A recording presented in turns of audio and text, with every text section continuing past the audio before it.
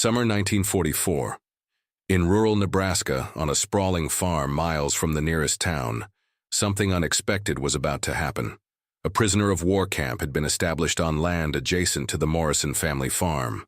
The camp housed German prisoners, including a 19-year-old woman named Liesel Weber, who had been captured while serving as a field medic for the Wehrmacht. Liesel was far from home, traumatized by her capture, convinced she would never see her family again. She was alone in a foreign country surrounded by people she had been taught to see as enemies. But then she met Emma Morrison, a 12-year-old American girl who saw past the uniform, past the war, past all the artificial barriers that separated them. And in that unlikely friendship between an American child and a German prisoner, something was revealed about the true nature of compassion and the resilience of human connection. Before we reveal how this friendship transformed both their lives and challenged everything the world believed about enemies and belonging, tell us where you are watching from in the comments below. Liesel Weber had been born in Stuttgart in 1925. She had grown up in a middle-class family. Her father a doctor, her mother a homemaker who loved classical music and literature. She had been a quiet, thoughtful girl, more interested in books and music than in the political movements that had begun to sweep through Germany in the 1930s. But as she grew older, she had been forced to participate in the Hitler Youth Organization. She had been conscripted into the League of German Girls. She had received propaganda from every direction, through school, through radio broadcasts, through her peers. When the war began, she had been a teenager. By 1943, when she was 18, she had been pressured into military service. She had chosen medical training because it seemed like the most humane role she could play in the military machine. She had wanted to help people, to save lives, to maintain some connection to her pre-war identity as someone who valued human welfare above all else. She had served in a field hospital near the front lines in France. She had seen horrors that no 19-year-old should ever see. She had treated soldiers with wounds so severe that they died in her arms despite her best efforts. She had learned that war was not noble or glorious. War was suffering. War was loss. War was the destruction of everything human and good. When she was captured in the chaos of a retreating German force, she had been almost relieved. She had been so tired. She had seen so much suffering. The idea of captivity seemed almost preferable to continuing to witness the horror of frontline combat. The journey to the Nebraska camp had been long and frightening. But when she arrived, she had discovered that the Americans were treating the prisoners with basic respect. They had been given adequate food and shelter. They had been assigned work duties, but not brutal ones. She had been assigned to help in the camp kitchen, preparing meals for the other prisoners and the American guards. It was in the kitchen where she had first seen Emma Morrison. Emma had arrived with her father, John Morrison, who was a farmer who had contracted with the army to supply the camp with fresh vegetables from his fields. Emma was small for her age, a thin girl with strawberry blonde hair and curious green eyes. She had a quiet confidence about her, a way of looking at the world as if everything in it was potentially interesting and worth understanding. Emma had been instructed to stay in the kitchen with her father while he delivered the produce. She was not supposed to interact with the prisoners. Camp rules were clear about that. Prisoners and free civilians, especially children, should not have unsupervised contact. But Emma had never been good at following rules she did not understand. She had watched Liesel working in the kitchen, had noticed the young woman's careful movements, had seen the sadness in her eyes. And she had done something that was technically against regulations. She had smiled at her. The smile was small and casual, the kind of gesture a child might make without thinking too much about it.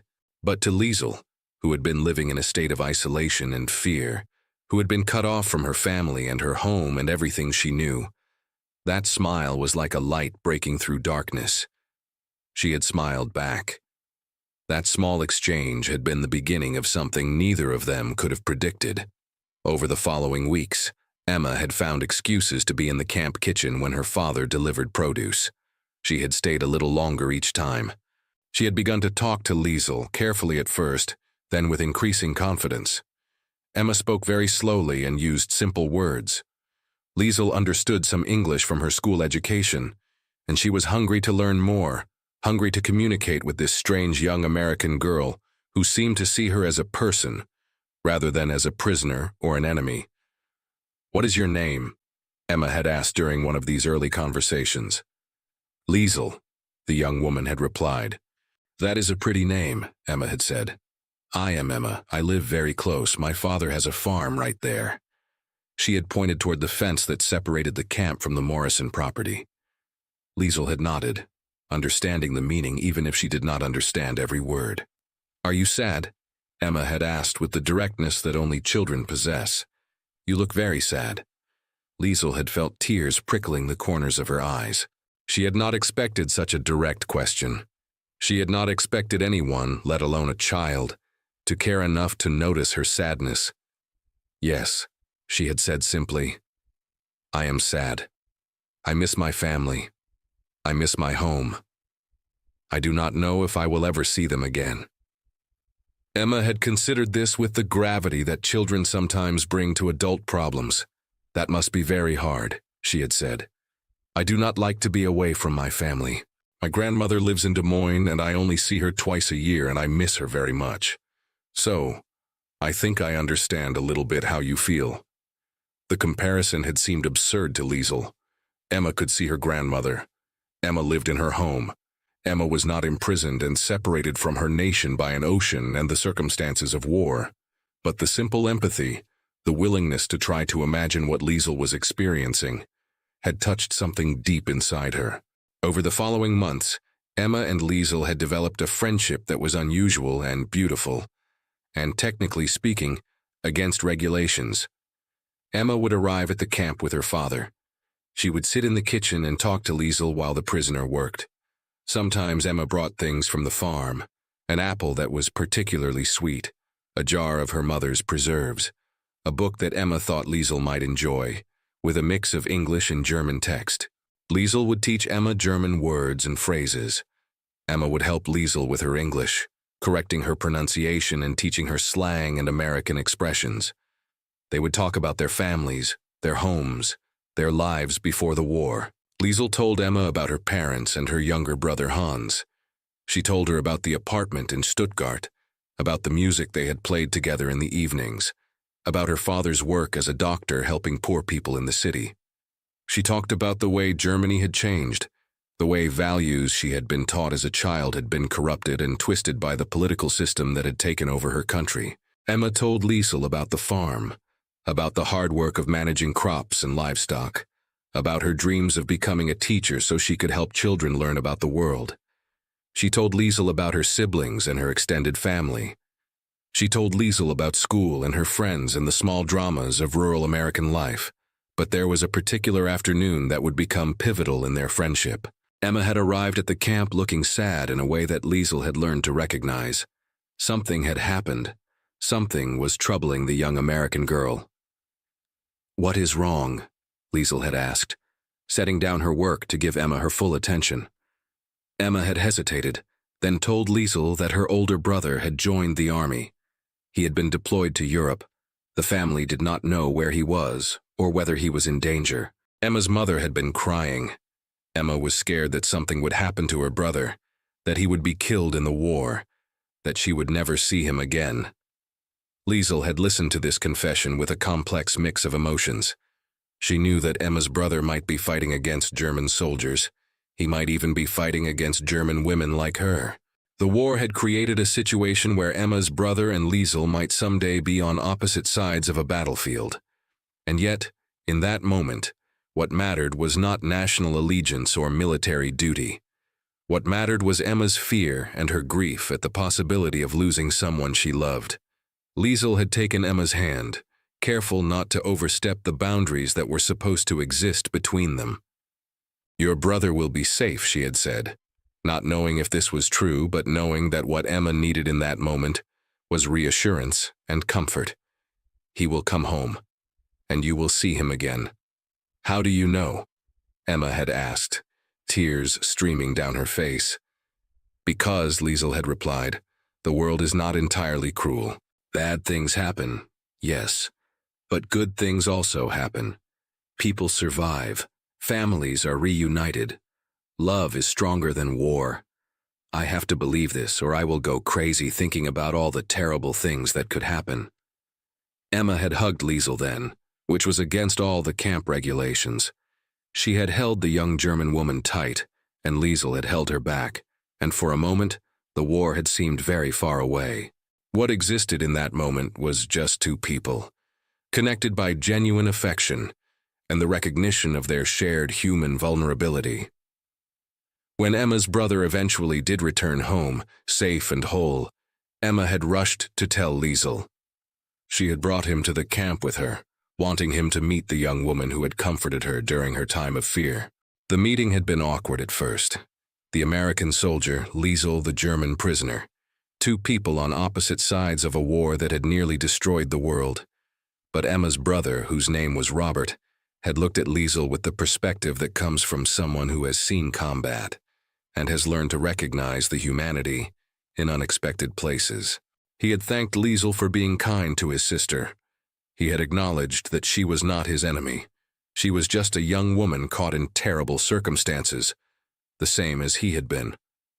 As the war drew to a close and the time approached for Liesel's repatriation to Germany, Emma became increasingly anxious about losing her friend.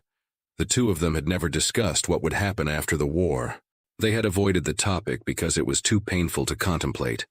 But as May 1945 approached and news came that Germany had surrendered, the reality could no longer be avoided. Liesel would be going back to Germany. She would be leaving America, leaving the camp, leaving Emma. They both knew it was coming, they both dreaded it.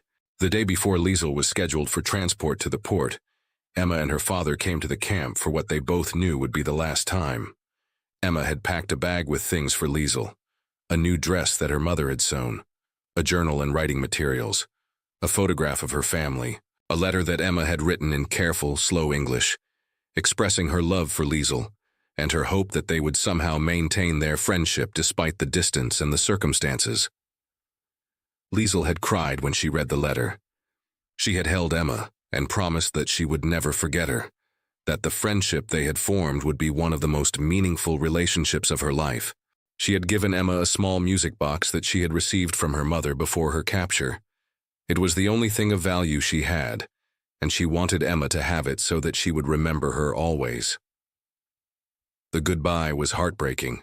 A 12-year-old American girl and a 19-year-old German woman, who had become sisters in all but blood, separated by the end of the war and the return to their respective nations. Liesel returned to Germany and discovered that her entire family had survived the war. Her parents and her brother were alive. They were living in a bombed-out apartment in Stuttgart that had miraculously escaped complete destruction. The reunion with her family was joyful, but also tinged with sadness because so many people she knew had not survived. So many families had been destroyed. The war had left scars that would take decades to heal, but Liesel had survived emotionally intact in a way that many people who had experienced the war had not, and she credited that survival, at least in part, to her friendship with Emma. That friendship had reminded her during a terrible time that goodness existed in the world, that compassion could transcend national boundaries, that even in war, connection and love were possible. She had written to Emma, a letter that took months to reach Nebraska through the disrupted postal systems. She had described what she had found when she returned to Stuttgart. She had thanked Emma for her friendship. She had expressed hope that they would somehow remain connected. Emma had received the letter and had kept it with her for the rest of her life. She had responded, carefully writing in English mixed with the German words that Liesel had taught her. She had told Liesel that the friendship they had formed had changed her understanding of the world. It had taught her that enemies was a word that governments used, not a word that accurately described people. It had shown her that kindness and connection were possible, even in the midst of hatred and conflict. The two women maintained correspondence for years after the war. Liesel had eventually become a teacher in Stuttgart, teaching English language and literature to German students. She had used her friendship with Emma as an example when teaching her students about the possibility of reconciliation and peace between nations. Emma had become a teacher in Nebraska, as she had always dreamed. She had told her students about Liesel. She had used their friendship as a lesson about the dangers of prejudice and the power of compassion. She had kept the music box that Liesel had given her on her desk, a constant reminder of their connection. In 1952, 7 years after the war had ended, Liesel made the decision to immigrate to America. She came to visit Emma and never left. She settled in Nebraska, working as a teacher and as a translator for displaced persons and refugees arriving from war-torn Europe. She became part of Emma's family, a second daughter to Emma's parents, an aunt to Emma's siblings. The friendship between the American farmer's daughter and the German POW woman became something of a local legend. Neighbors and community members were curious about how these two women had met, how they had formed such a bond, what it meant in the context of the war that had just ended. But Liesel and Emma did not make a big story of it. They simply lived their lives, worked as teachers, raised families, and maintained the deep connection that had been forged during that transformative summer in 1944. Decades later, when Liesel was an elderly woman, she was interviewed by a historian writing a book about friendships that had transcended World War II. She had spoken about Emma with obvious love and gratitude. "When I met Emma," Liesel had said, "I was broken. I had seen things that no young person should see. I had lost my faith in humanity. I thought the world was nothing but cruelty and violence and hatred. Then this American child, who had every reason to hate me or fear me or see me as her enemy, looked at me with kindness instead. She saw me as a person. She saw me as worthy of friendship. She saved my life not by keeping me from dying, but by reminding me that it was worth living." Emma, by then also elderly, had added her own reflections. "When I met Liesel, I was a child who had learned to see the world in simple categories: Americans and Germans, good and evil, us and them. She taught me that the world is more complex than that. She taught me that people are not defined by their nationality or the government they happen to live under. She taught me that a young German woman who had experienced terrible trauma could still be kind and thoughtful and worth knowing. She taught me that friendship was possible across the greatest divides. The two women died within a year of each other in the early 1990s. Emma passed first, and Liesel followed her 6 months later, as if she could not bear to be separated from her lifelong friend. At their funerals, which were held in the small Nebraska church where they had worshipped together for decades, the community gathered to celebrate two remarkable women and the friendship they had formed under the most unlikely circumstances. Speakers talked about how Liesel and Emma had embodied reconciliation and peace. They had lived as proof that enemies could become family, that a child's innocent compassion could heal the deepest wounds, that love was stronger than the hatred that governments tried to instill in their citizens. Their story was preserved in local archives and eventually discovered by historians and journalists interested in stories of World War II and reconciliation. Over the years, their friendship became something of a famous example. Universities included it in their curricula. Books were written about it. Documentaries featured interviews with the two women. But perhaps the most significant legacy was the impact it had on the community itself. The small Nebraska town where Liesel and Emma had lived and worked became known as a place that understood reconciliation and the possibility of peace between former enemies. Young people grew up hearing the story of the farmer's daughter and the German prisoner. They learned that prejudice could be overcome, that the categories that divided nations were artificial, that people could choose connection over conflict. Emma's children and grandchildren inherited the music box that Liesel had given her. They inherited the letters, the photographs, the tangible reminders of a friendship that had been formed in wartime and had lasted a lifetime. And through those inherited objects and stories, they carried forward the legacy of two remarkable women who had chosen to see each other's humanity, despite the war that had tried to make them enemies. Liesel's family in Germany also inherited stories and letters, and the knowledge that their relative had found a second home in America, had found a second family in Emma and the Morrison household. They used those stories to teach their own children and grandchildren about the possibility of reconciliation, about the power of personal connection to heal historical wounds, about how individual human beings could refuse to let governments and wars dictate how they related to each other. When people asked how it was possible for a young American girl and a German prisoner of war to have formed such a deep friendship during World War II, the answer was simple. It was possible because Emma had looked at Liesel and had seen, not an enemy, but a young woman who was far from home and sad and in need of friendship. She had looked past the uniform, past the propaganda, past all the categories that society had taught her to use to sort people into us and them. She had seen another human being who deserved compassion, and Liesel, who had every reason to be bitter and closed off after the trauma of war and captivity, had been open to that friendship. She had been willing to be vulnerable with a young American girl. She had allowed herself to trust, to connect, to love across the divide of nationality and war, and all the barriers that were supposed to separate them. That is the true legacy of their friendship. Not just a story about an unusual relationship that formed during wartime, but a demonstration of what becomes possible when people, especially young people, are willing to see past the categories that societies try to impose on them. When they choose to see each other as people worthy of love and friendship, rather than as representatives of nations or ideologies, or the sides of a war. She's just a child, people might have said when they heard that a 12-year-old American girl was befriending a German prisoner. She does not understand the complexity of the war. She does not understand the distinction between her nation and Germany. She does not understand the rules and regulations that were supposed to keep them separated. But perhaps the truth is that Emma understood something that many adults did not understand.